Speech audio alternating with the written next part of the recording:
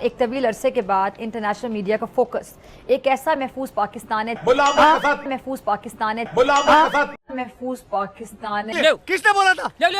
सुना क्या? जहां दुनिया की 40% आबादी की नुमाइंदगी करते हुए शंघाई ताउन तंजीम का इजलास हो रहा है। तेरी औकात मैं दिखाता हूँ तुझे, देख। कराची में दफा 144 की खिलाफ वर्जी हुई है। सिविल सोसाइटी की रैली रुकावटें हटाकर प्रेस क्लब के बाहर पहुंच गई, जबकि मुजाहिरीन और पुलिस आपस में गुत्थम गुत्था हो गए। ठीक है, अभी और सुनिए। स्वाबिखे सिटी पुलिस स्टेशन में धमाका हुआ है, 20 जख्मियों को अस्पताल लाया गया है। ठीक है, अभी और सुनिए। कराची एयरपोर्ट के बाहर सिग्नल के करीब धमाका रिपोर्ट हुआ।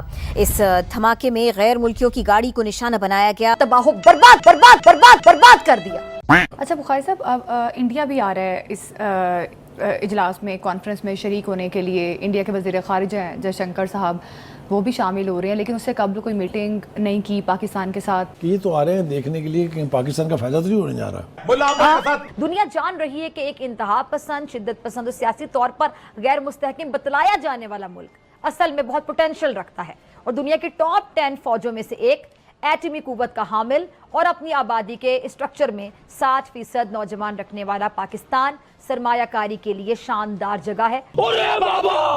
मैं तो चौंक गया हूं सुन के, बिल्कुल चौंक गया हूं। मूडी और दुवाल का हिंदुस्तान कभी नहीं पाकिस्तान के साथ उनकी कोई कोलैबोरेशन हो सकती है।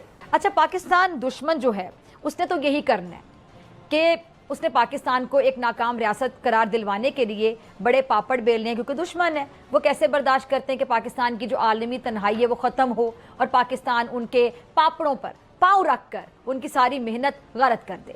मैं यूएई के होके, अभी मैं तुर्की होके आया हूँ और मैंने उन भाइयों को कहा मैं आया हूँ तो आप समझेंगे शायद ये मांगने आया है। मैं मांगने नहीं आया, लेकिन मजबूरी है।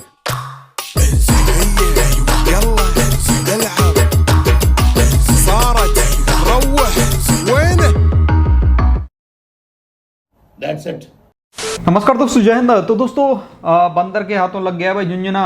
मतलब कि पाकिस्तान को एससीओ समिट क्या मिली, ये लोग जाने क्या समझने लगे भाई इसको। और पाकिस्तानी तो ये तक बोल रहे हैं कि भाई इसमें भारत की बहुत बड़ी डिप्लोमेटिक हार है और पाकिस्तान की बहुत बड़ी जीत है। मतलब कि इस एससीओ समिट को कोई भी अहमियत नहीं दे रहा है। मतलब कि जैसे मान के चलो हमारे प्राइम मिनिस्टर नहीं गए, चाइना का राष्ट्रपति नहीं आया, उधर से रूस के राष्ट्रपति भी नहीं आए, गए कौन है, फॉरेन मिनिस्टर टाइप के लोग, और इसको कोई भी अहमियत दे नहीं रहा है। लेकिन पाकिस्तानी उछल रहे हैं।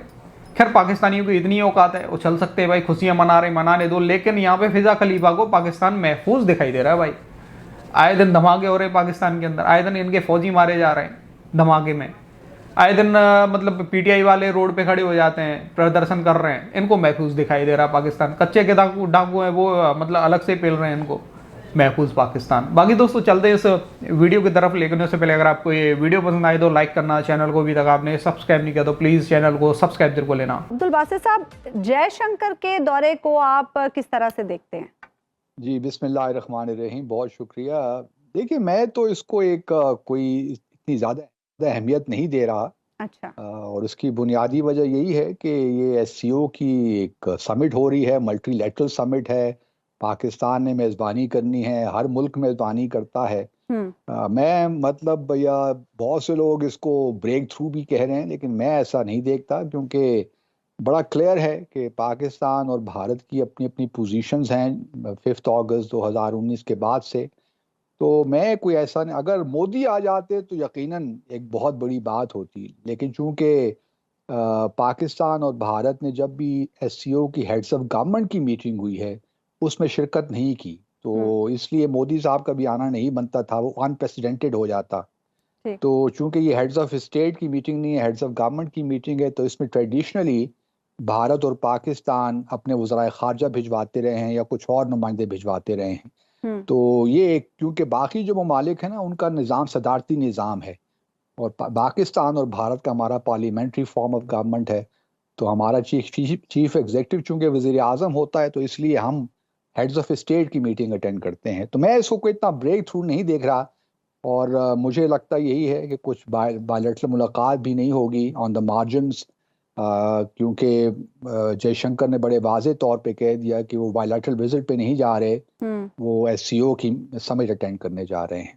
शंघाई कोऑपरेशन ऑर्गेनाइजेशन की समिट को लेके लोग ये जानना चाहेंगे कि पाकिस्तान इससे कैसे बेनिफिट कर सकता है, बट बिफोर दैट इसका जो पॉलिटिकल वेट है दुनिया में, यूएन के साथ भी इंगेज्ड है, ये पीस एंड सिक्योरिटी में भी कंट्रीब्यूट करता है, यूनाइटेड नेशन जनरल असेंबली का हिस्सा है एक बहुत कॉन्क्रीट, और इस वक्त का जो ग्लोबल साउथ का वेट है अगर वो हम मेजर करने की कोशिश करें तो वो तकरीबन इसमें रिफ्लेक्ट करता है। Do you agree to that कि इस वक्त ईरान, रशिया और चाइना क्योंकि इकट्ठे एक स्टेज पे मौजूद होंगे तो peace and security forefront पे होगी गाजा वॉर को लेके और यूक्रेन वॉर को लेके, कि इकोनॉमिक फ्रंट ज़्यादा इम्पोर्टेंट होगा?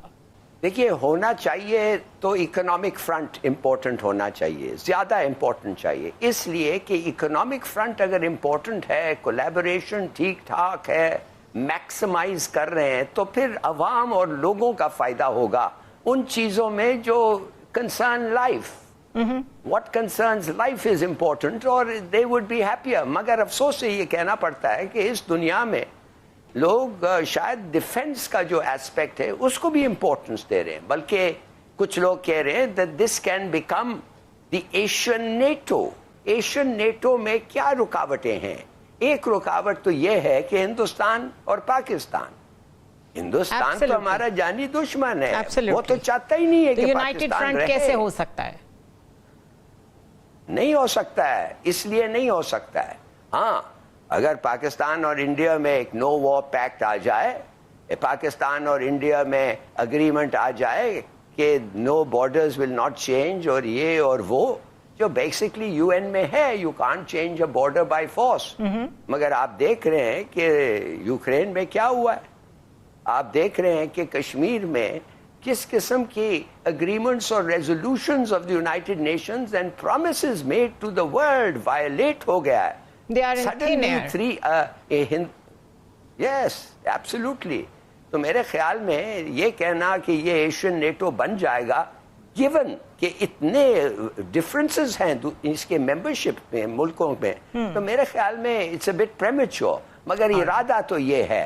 और देखिए, मैं आखिरी बात डिफेंस पे एक चीज कह दूं, मूडी और दुवाल का हिंदुस्तान कभी नहीं पाकिस्तान के साथ उनकी कोई कोलैबोरेशन हो सकती है जिस पे हम भरोसा कर सकते, ये याद रखें। अच्छा बुखारी साहब, अब इंडिया भी आ रहा है इस इजलास में, कॉन्फ्रेंस में शरीक होने के लिए। इंडिया के वज़ीर ख़ारिजा हैं जयशंकर साहब, वो भी शामिल हो रहे हैं, लेकिन उससे कबल कोई मीटिंग नहीं की पाकिस्तान के साथ। तो फिर देखिए, होता ही है कि जब इस तरह की इंटरनेशनल कॉन्फ्रेंसेस होती हैं तो जो होस्ट कंट्री होती है वहाँ पर बहुत सारी साइड लाइन के ऊपर आपस में भी मीटिंगें होती हैं हेड ऑफ स्टेट्स की, और बायलैटरल मीटिंग भी होती हैं होस्ट कंट्री के साथ।